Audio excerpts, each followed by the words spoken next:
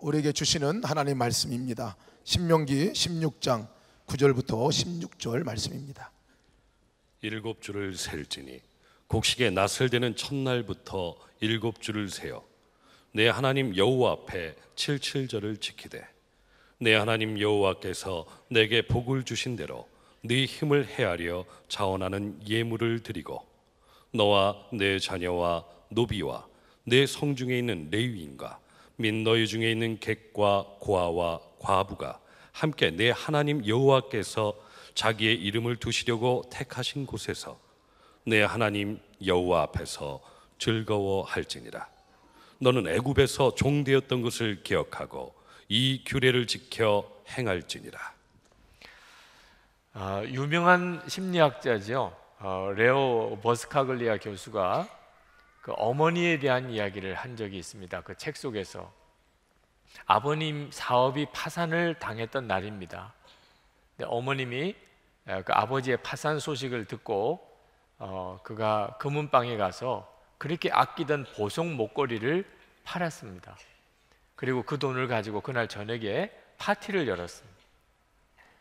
그 이야기를 들은 주변에 있는 사람들 또 친척들이 그 어머니를 얼마나 비난했는지, 정신없고 생각이 없는 사람이라고, 남편이 파산을 했는데 뭘 하나라도 아껴 써야 될 때 무슨 파티를 하느냐고 하는 비난을 듣고 그 어머니가 한 이야기가 그날이야말로 우리 가족에게 기쁨이 필요한 날이었다고, 그래서 자기가 그렇게 결정했었노라고 그렇게 이야기를 했다는 겁니다.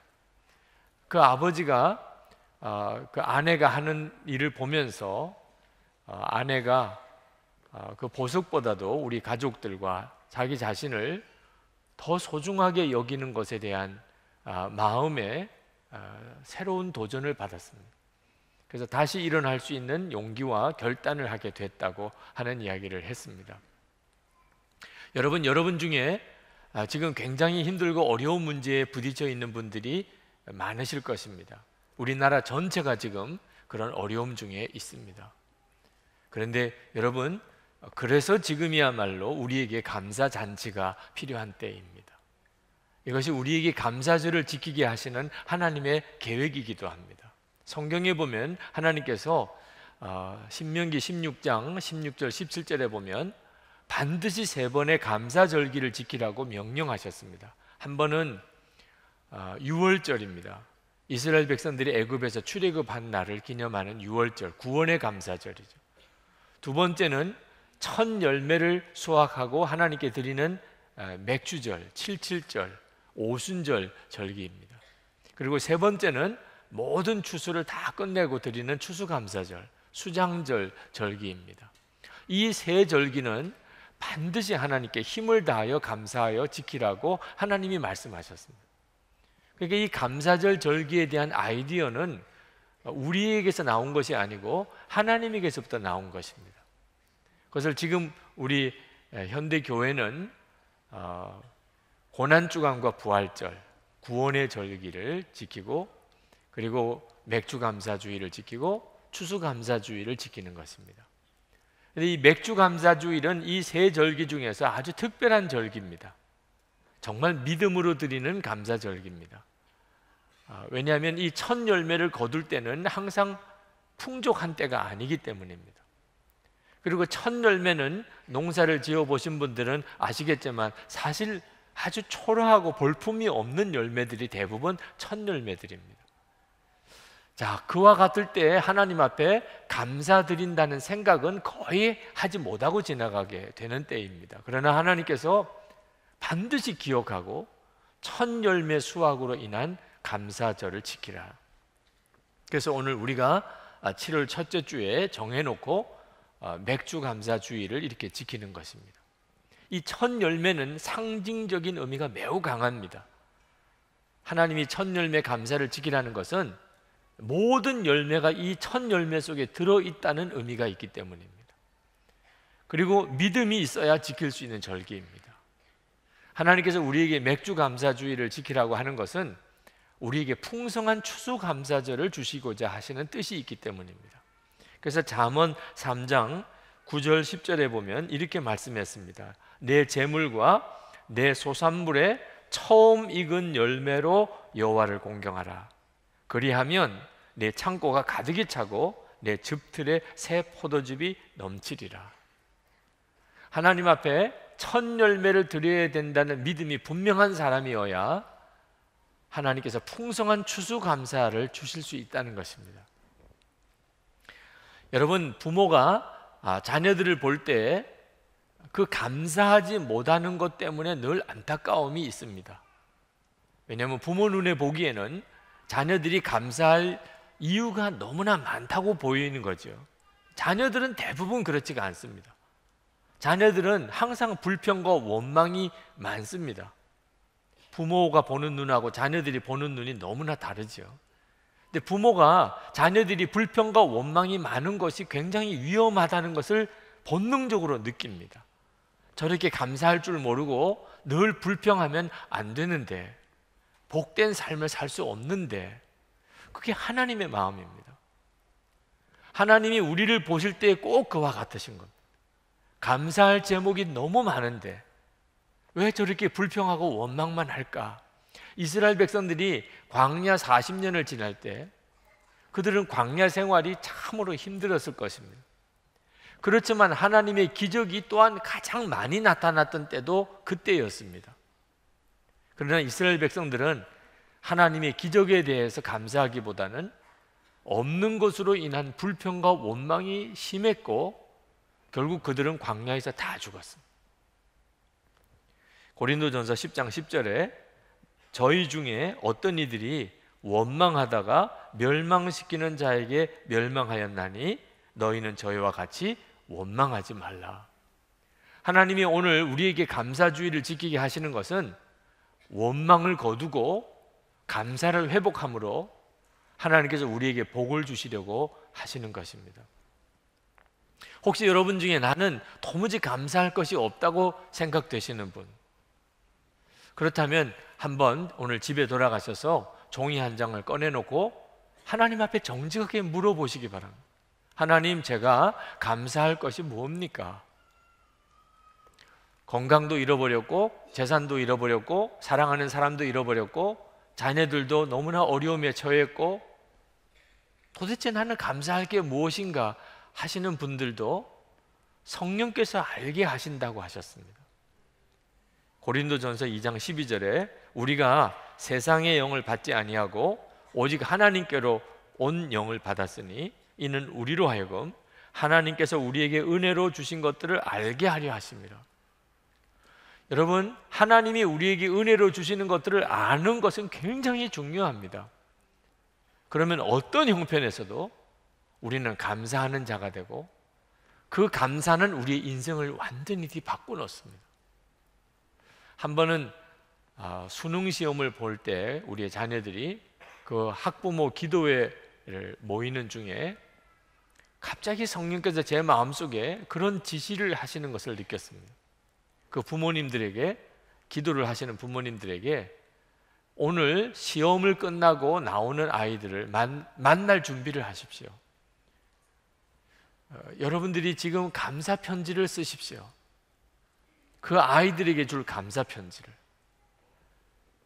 하나님께서 저에게 그런 마음을 주신 것은 대부분 부모님들이 시험을 보고 나오는 아이들을 만날 때 제일 먼저 물어보는 것이 시험 잘 봤냐는, 시험 잘 봤냐. 그때 자녀들이 가장 마음이 힘들어진다는 겁니다. 엄마는, 아빠는 나에게는 관심이 없고 내 점수에만 관심이 있나 봐. 시험이 끝나고 난 다음에 항상 부모는요, 너 몇 점인 것 같아. 그때 아이들은 마음이 무너집니다. 그리고 좌절하기도 하고 빗나가게 돼요. 부모의 마음에 그 아이로 인한 감사보다는 항상 점수에 대한 관심을 갖는 것은 그것은 자녀들에게 있어서 말할 수 없는 상처를 준다는 것을 깨닫게 하셨어요. 그래서 수능 기도회에 모이신 학부모들에게 오늘 자녀를 만날 때 제일 먼저 할 이야기, 오직 그 말밖에는 할 것이 없는 것이 너무 고맙다. 시험을 잘 맞춰주어서 너무 감사하다. 그리고 그 감사한 제목을 한번 정리해서 써보라. 말로 하면 실수할 수도 있으니까 감사할 제목을 써서 자녀들에게 주어주라. 시험 끝나고 나온 자녀들이 엄마가 나로 인해서 감사한 이유를 읽어볼 때 그 아이들에게 얼마나 소망이 생기겠나요? 여러분, 하나님께서는 오늘 이 시간에 우리에게 우리가 잊어버렸던 감사, 우리가 정말 감사해야 됨에도 불구하고 오히려 그것으로 인해서 염려하고 불평하던 것들에 대해서 하나님이 완전히 바꾸시기를 원하십니다. 그때 우리의 인생이 바뀌게 되는 것입니다. 저는 늘 이렇게 감사절 설교를 할 때만 되면 감사의 증인을 한 사람씩 꼭 여러분에게 소개를 했습니다. 오늘도 여러분에게 감사의 증인 한 분을 소개하려고 합니다. 요셉교구의 김지혜 집사님, 이 시간 나오셔서 여러분에게 감사의 간증을 해 주시겠습니다.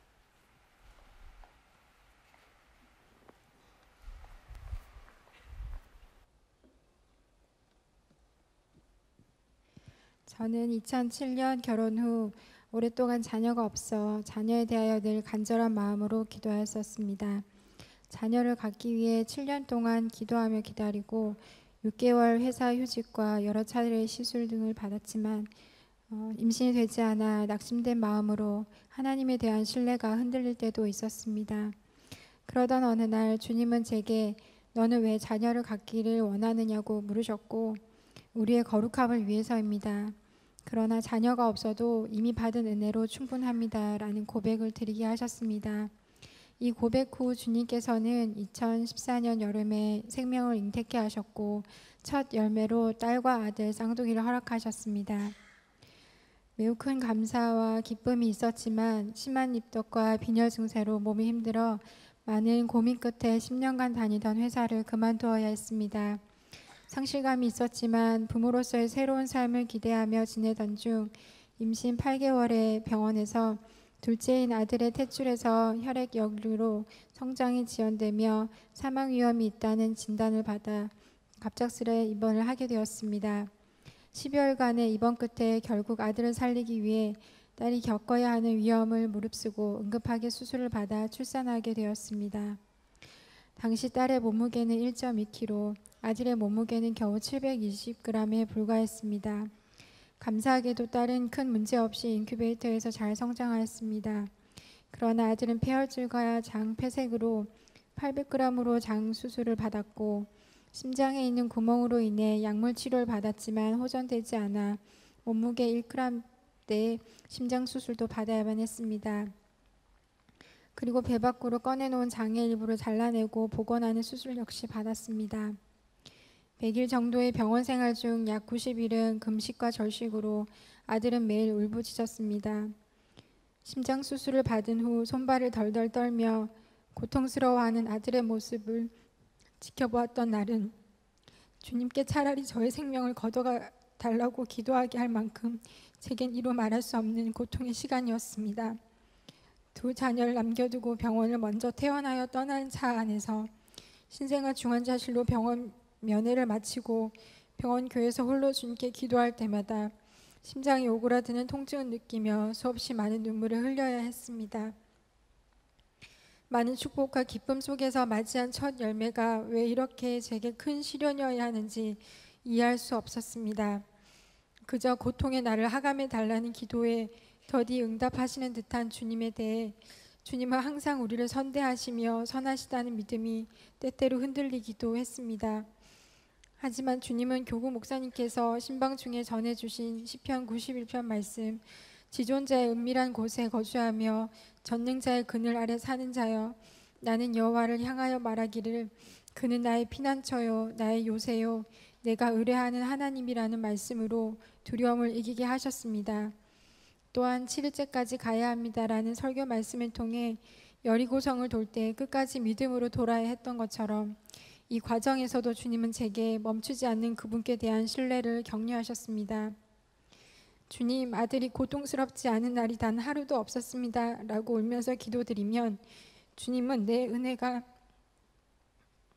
단 하루도 미치지 않았던 날이 있더냐라고 응답하셨고, 주님 어떻게 우리를 위해 그 귀한 아들을 십자가에서 죽게 하셨습니까? 라고 말씀드리면 주님은 아무 말 없이 그저 뜨거운 눈물만 흘리시며 우리를 향한 당신의 마음을 알게 하셨습니다. 또한 넘어지려 할 때마다 함께 눈물과 금식으로 기도해 준 가족들과 믿음의 동력자들의 사랑을 느끼며 그리스도 안에서 연합되어 피차 뜨겁게 사랑하는 것이 어떠한 것인지를 머리가 아닌 가슴으로 배우게 하셨습니다. 첫 열매인 두 자녀를 통해 저는 겨우 1.2kg의 몸으로 태어났지만 기적처럼 무사히 저의 품에 안긴 딸을 통해 우리 삶에서 시험을 피해가게 하시는 하나님을 경험케 하셨습니다. 그러나 동시에 아들을 통해 주님은 때때로 우리의 거룩함을 위해 시험을 허락하시되 그 시험을 통과할 때 우리를 홀로 두지 않으시고 함께 그 고통을 통과하며 동행하여 주시는 하나님이심도 알게 하셨습니다. 무엇보다 왜 이런 일이 제게 일어나는지 의문이 들 때마다 제 삶의 이야기를 써내려 가시는 분은 주님이시고 그것은 전적으로 주님의 주권임을 인정하는 겸손도 알게 하셨습니다. 딸은 출생 약 50여일, 아들은 약 100일 만에 신생아 중환자실을 퇴원하여 지금은 내 식구가 함께 생활하고 있습니다. 아직 헤쳐나가야 할 일들이 많이 남아있지만 그저 오늘 하루를 살아갈 일용할 은혜와 도움을 구하며 주님을 바라보고 있습니다.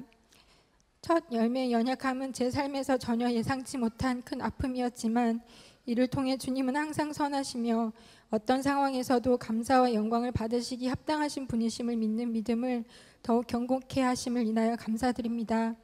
자녀를 양육하며 우리의 영원한 부모이자 구원자이신 주님을 더 깊이 알아나가길 소망하며 모든 순간에 우리와 함께 동행하여 주실 주님을 기대하며 찬양 올려드립니다. 감사합니다.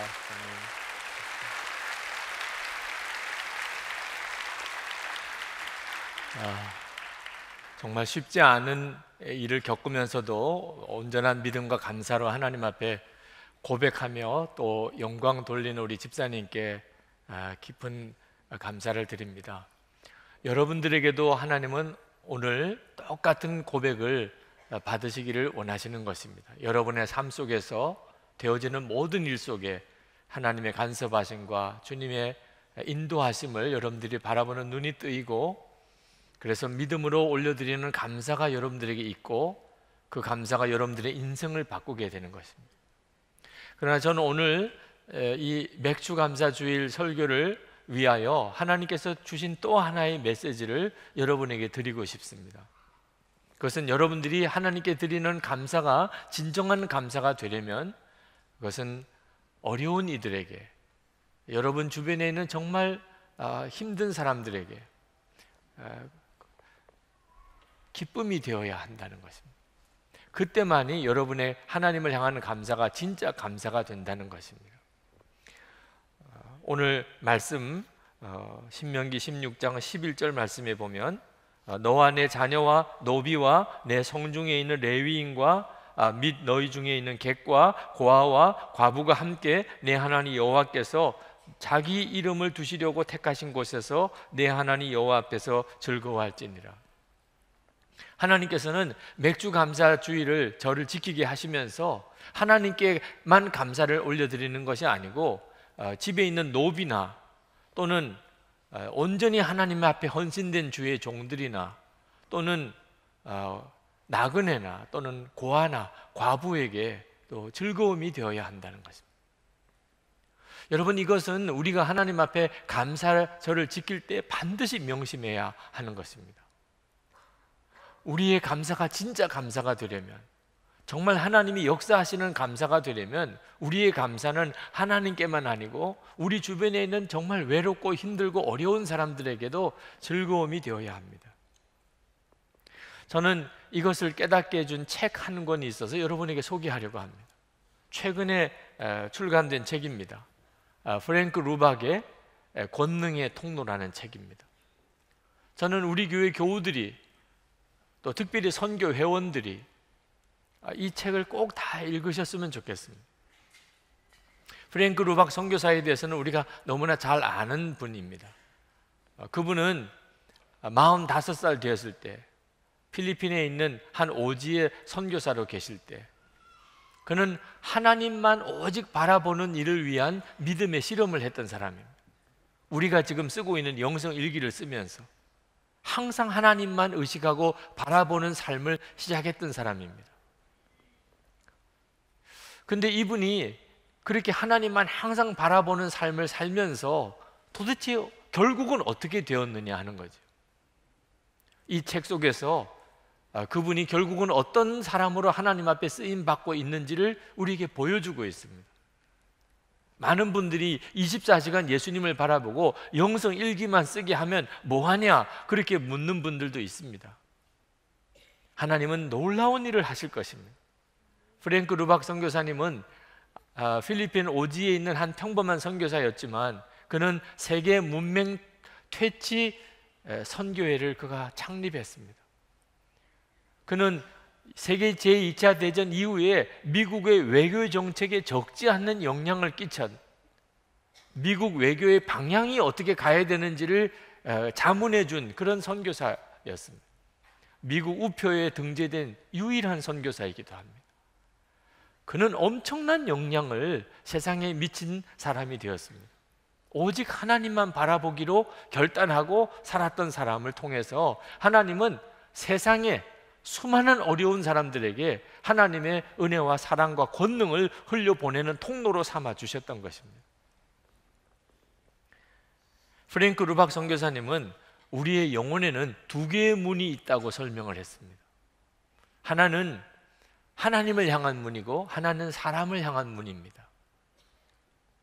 이 두 문이 다 열리게 되는 것은 황홀한 일입니다. 프랭크 루박 선교사님은 정말 그렇게 되어진 사람입니다. 우리가 오늘 맥주감사주의를 지키면서 말씀을 읽어볼 때 하나님은 우리에게 두 문이 다 열리기를 원하신다고 말씀하고 있는 것입니다. 하나님을 향한 감사와 사람을 향한 마음이 함께 열려 있으면 우리는 하나님의 축복과 은혜와 권능의 통로가 되는 삶을 살게 됩니다. 여러분, 이것은 정말 놀라운 삶입니다. 많은 그리스도인들이 하나님의 은혜에 대한 갈망을 가지고 있습니다. 그건 하나님을 향한 문이 활짝 열려 있는 거죠. 은혜를 사모하는 마음이 있습니다. 하나님을 만나고 싶은 갈망이 있습니다. 그리고 그런 은혜에 대한 갈망이 응답을 받습니다. 부흥회를 참석하든지 또는 수련회에 참석하든지 또는 제자훈련을 받든지 하나님은 살아계신 것과 또 하나님의 나라의 영광을 보고 그리고 그 마음속에 있는 모든 죄성과 그리고 염려와 두려움이 성령의 역사로 완전히 씻겨 내려가는 놀라운 체험들을 합니다. 그런데 많은 그리스도인들이 공통적으로 경험하는 것은 이런 은혜의 체험이 너무 짧은 시간에 지나가 버린다는 것입니다.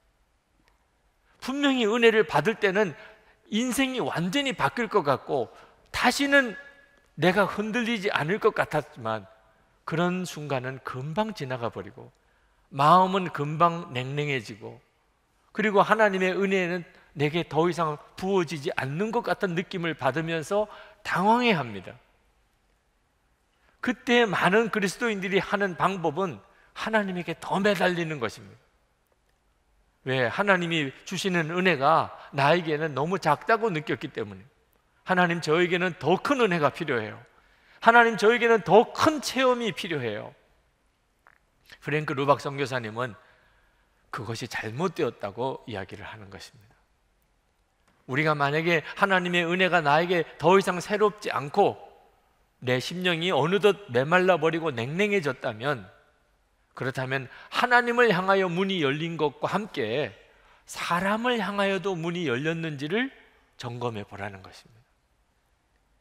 사람을 향하여 문이 열려져 있지 않으면 하나님의 은혜가 우리에게 계속 새롭게 역사하실 수가 없다는 것입니다.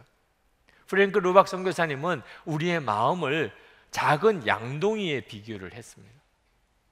아마 우리 한국식으로 표현하자면 간장종지 같이 작다는 것입니다. 여러분, 우리의 마음이 얼마나 작은 줄 아십니까? 우리는 두 가지 일도 동시에 집중하지를 못합니다. 무엇인가 하나가 우리 마음에 간절해지면 나머지는 보이지도 않습니다.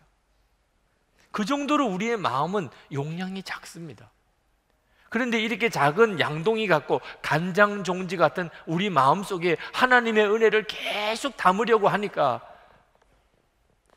마치 폭포수에 조그만 간장 종지 하나 들고 들어가서 폭포수 물을 다 담으려고 하는 것과 똑같은 결과가 나오는 것입니다. 금방 차버립니다. 그리고는 더 이상 부어줘도 하나도 그릇에 담아내지를 못합니다. 많은 그리스도인들이 은혜를 사모하고 또 사모하고 사모하는데도 은혜는 새롭지 않고 어느 순간에는 은혜가 다 메말라 버린 것처럼 느껴지는 이유가 여기에 있습니다. 하나님을 향하여는 문을 열었는데 사람을 향하여 문이 열려져 있지 않는 것입니다.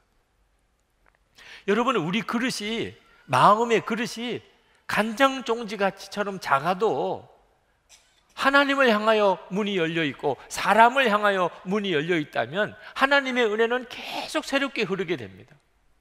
우리는 날마다 하나님의 새로운 역사하심과 새로운 은혜를 경험하는 기쁨을 경험하게 됩니다. 그런데 만약에 우리가 사람을 향한 마음의 문이 닫혀져 버려 있다면, 그러면 하나님은 우리에게 더 이상 은혜를 부으실 수가 없습니다. 이것이 맥주 감사 주일에 하나님께서 우리에게 주신 명령입니다. 감사절을 지킬 때 하나님을 향하여 감사절을 지키는 것과 함께 사람을 향하여도 마음이 열려야 한다는 것입니다. 우리가 하나님께 감사를 드릴 때조차도 우리는 얼마나 이기적인지 모릅니다. 우리는 항상 나 자신에게 감사한 것의 범위를 넘어서지를 못합니다. 박노해 시인의 시 감사한 죄라는 시를 한번 소개해 드리고 싶습니다. 제목이 참 의미심장합니다. 감사한 죄입니다. 그 어머니에 대한 이야기, 기도 많이 하시는 어머니에 대한 이야기를 그가 시로 이렇게 읊었습니다. 새벽녘 팔순 어머니가 흐느끼신다. 젊어서 홀몸이 되어 온갖 노동을 하며 5 자녀를 키워낸 장하신 어머니, 눈도 귀도 어두워져 홀로 사는 어머니가 새벽 기도 중에 나직이 흐느끼신다. 나는 한평생을 기도로 살아왔느니라. 낯선 서울 땅에 올라와 노점상으로 쫓기고 여자 몸으로 공사판을 뛰어다니면서도 남보다 도와주는 사람이 많았음에 늘 감사하며 기도했느니라. 아비도 없이 가난 속에 연좌제에 묶인 내 새끼들, 환경에 좌절하지 않고 경우 바르게 자라나서 큰아들과 막내는 성직자로 하나님께 바치고 너희 내외는 민주운동가로 나라에 바치고 나는 감사 기도를 바치며 살아왔느니라. 내 나이 80이 넘으니 오늘에야 내 숨은 죄가 보이기 시작하는구나. 거리에서 리어카 노점상을 하다 잡혀온 내 처지를 아는 단속반들이 나를 많이 봐주고 공사판 십장들이 몸 약한 나를 많이 배려해주고 파출부 일자리도 나는 끊이지 않았느니라. 나는 어리석게도 그것에 감사만 하면서 긴 세월을 다 보내고 말았구나. 다른 사람들이 단속반에 끌려가 벌금을 물고 일거리를 못 얻어 힘없이 돌아설 때도 민주화 운동하던 다른 어머니 아들 딸들은 정권 교체가 돼서도 살아 돌아오지 못했어도 사형받고도 몸성이 살아서 돌아온 불쌍하고 장한 내 새끼 하면서 나는 바보처럼 감사기도만 바치고 살아왔구나. 나는 감사한 죄를 짓고 살아왔구나. 새벽녘 팔순 어머니가 흐느끼신다. 묵주를 손에 쥐고 흐느끼신다. 감사한 죄, 감사한 죄, 아, 감사한 죄. 여러분은 이 시를 이해하실 수 있겠습니까? 여러분, 이 시를 쓰게 된 그 박노해 시인과 그 어머니의 심정을 이해할 수 있겠습니까? 우리는 무엇을 감사할 건가를 생각할 때 항상 나 중심입니다. 그리고 무언가 깨달아지면 하나님께 감사를 드립니다. 그러나 그 감사 속에는 함께 기뻐할 사람들이 거의 없습니다. 나는 감사한데 다른 사람들에게는 별로 기쁨이 안 되는 것입니다. 우리의 감사는 거의 대부분 그런 감사들입니다.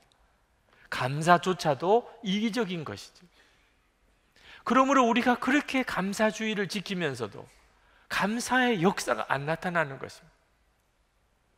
하나님의 계획은 우리가 감사로 다시 일어나는 것입니다. 그러나 우리의 감사를 통하여 수많은 사람들이 하나님의 은혜를 경험하고 이 세상이 변화되어지는 역사가 일어나는 것입니다.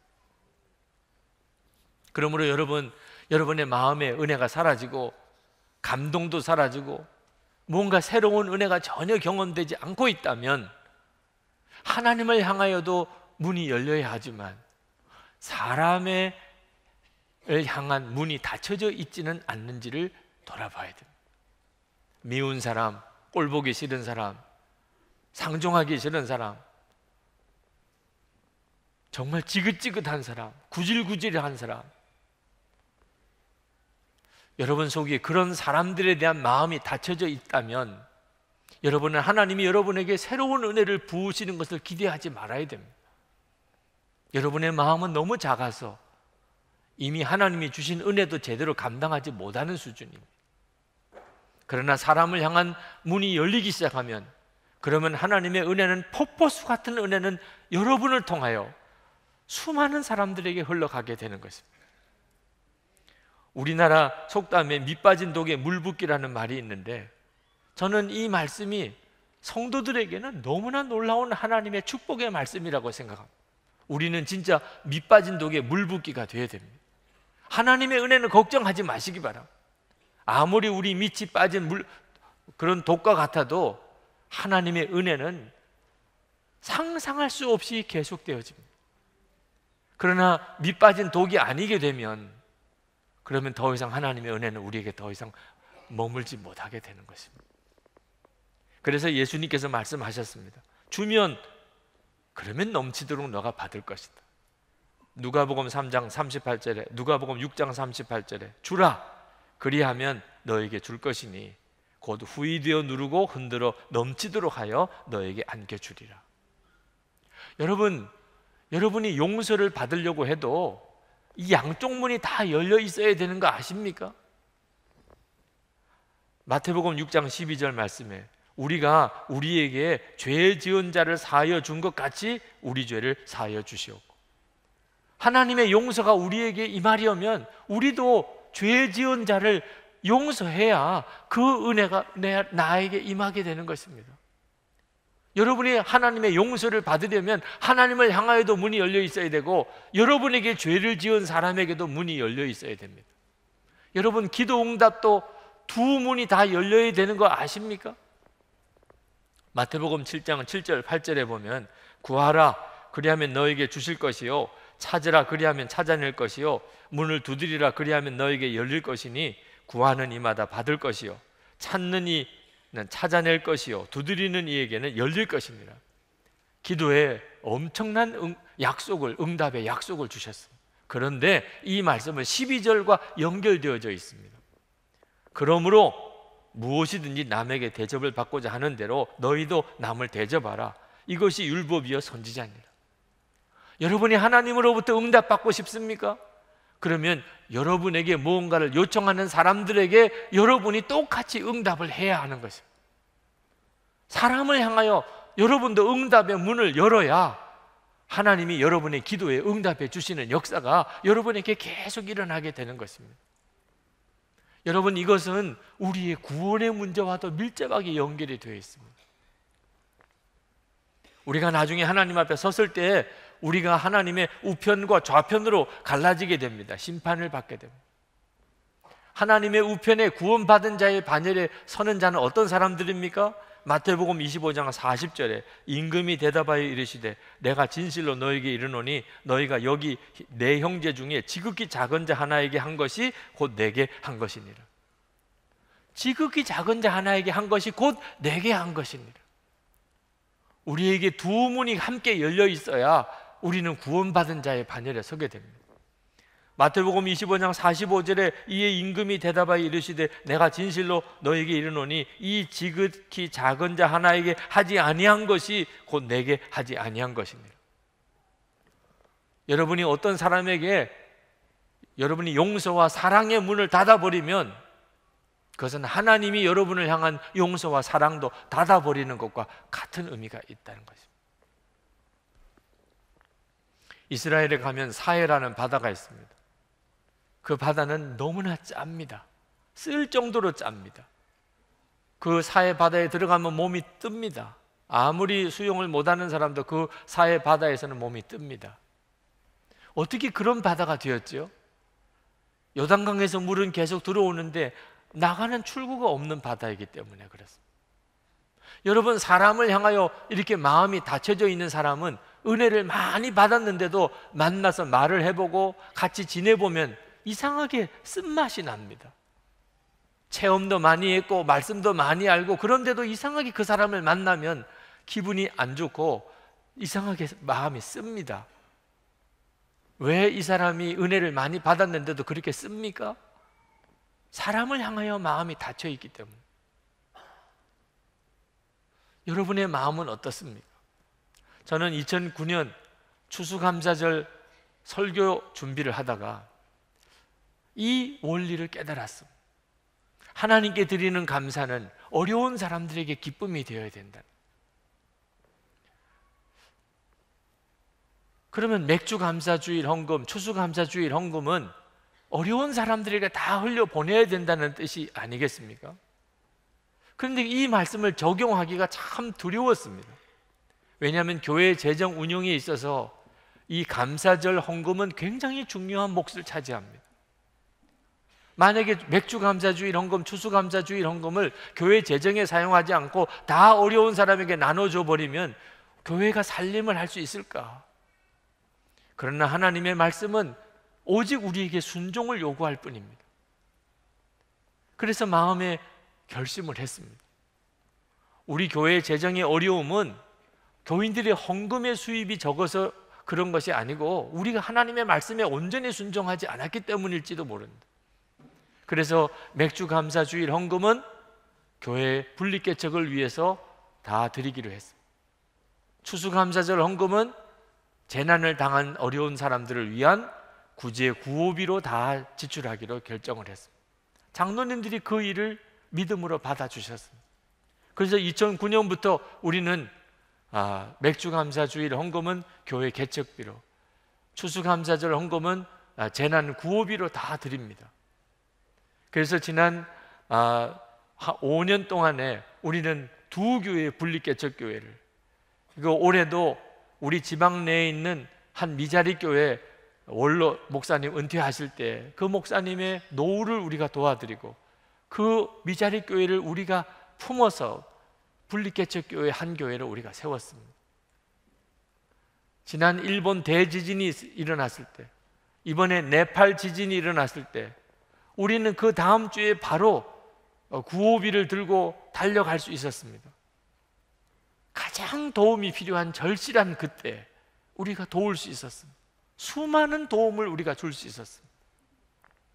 감사절 헌금을 하나님이 기뻐하는 뜻대로 어려운 사람을 위해서 우리가 드리기로 결단했기 때문에, 그리고 교회 살림은 부족함이 없이 하나님이 계속 채워주셨습니다. 저는 여러분들이 이번 감사주의를 지키면서 분명하게 이 하나님의 축복의 비밀에 눈이 뜨이기를 원하는 것입니다. 우리는 하나님을 향한 감사의 문도 열어야 됩니다. 정말 전심으로 하나님께 감사함으로 그것은 우리의 인생을 바꾸는 놀라운 역사가 일어납니다. 그러나 동일하게 또 우리는 사람을 향한 문도 이 감사주일에 반드시 열어야 됩니다. 혹시 내 삶에 있어서 사람에게 막힌 문은 없는가? 여러분 가족 중에, 여러분 주변에 있는 여러분과 가까이 만나는 사람들 중에 혹시 마음을 닫고 지내지는 않습니까? 그 사람은 뭔가 문제가 많은 사람일 것입니다. 여러분의 마음을 닫았다고 한다면 뭔가 문제가 있으니까 닫았을 것입니다. 그러나 그 사람에게 하나님의 사랑이 필요하고 하나님의 능력과 은혜가 그 사람에게 필요하다는 점은 아마 틀림없으실 것입니다. 우리가 그 사람에게 하나님의 은혜와 사랑과 권능을 흘려보내는 문을 닫아버리면 그건 어떤 사인입니까? 하나님께서 나에게 주시는 은혜와 사랑과 권능도 내가 닫아버리겠다는 뜻입니다. 이처럼 바보 같은 일은 없습니다. 오늘 감사주일에 우리가 하나님 앞에서 성찬을 받습니다. 이 성찬을 받을 때 우리에게 부어주시는 하나님의 은혜의 문을 향하여 우리가 마음을 활짝 열어야 됩니다. 정말 여러분 전심으로 감사하시기 바랍니다. 그리고 우리가 또 한 번 멋있는 새로운 교회를 계속 세워갔으면 좋겠어요. 그러나 동시에 여러분 사람을 향하여도 닫혀있는 마음을 오늘 열어야 됩니다. 성찬을 받을 때 여러분의 마음에 임하신 주님의 은혜를 진짜 믿는다면 여러분도 정말 구질구질한 어떤 사람의 마음속에 들어갈 결단을 해야 됩니다. 정말 지겹도록 여러분을 힘들게 하는 그 사람에게 여러분의 문을 열어놓을 각오를 해야 됩니다. 그러면 하나님이 역사하십니다. 여러분이 문을 열기만 하면 그 열린 문을 통하여 하나님의 생수의 강이, 은혜의 강이 흘러가게 되는 것입니다. 그 놀라운 은혜의 삶을 살게 되기를 축복합니다. 이제 우리 기도하시고 성찬을 받겠습니다.